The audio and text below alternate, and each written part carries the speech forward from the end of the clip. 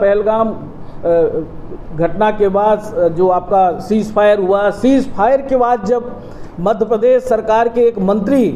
विजय शाह जी जिस तरह की बयानबाजी करते हैं,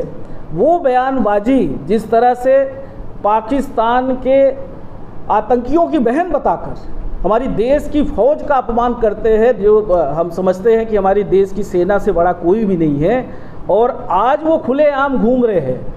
हाई कोर्ट संज्ञान लेता है, हाई कोर्ट की तरफ से 4 घंटे में FIR दर्ज करने के निर्देश होते हैं, और निर्देश होने के बाद भी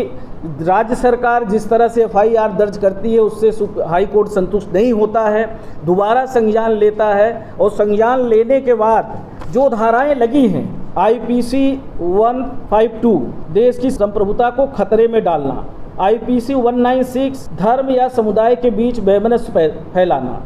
IPC 197 आपत्तिजनक और घृणास्पद भाषण देना, इतनी कठोर धारा लगने के बाद विजय शाह के से न इस्तीफा लिया जाता है, ना ही उनके ऊपर कोई कार्रवाई की जाती है। ये सबसे बड़ा हम कह सकते हैं कि इससे ये साबित होता है कि ये भारतीय जनता पार्टी और RSS की सोची समझी साजिश के तहत देश में वैमनस्यता फैलाने का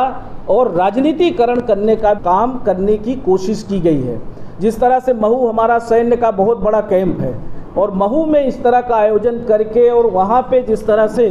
विजय शाह ने बयानबाजी की, और वहाँ पूर्व मंत्री उषा ठाकुर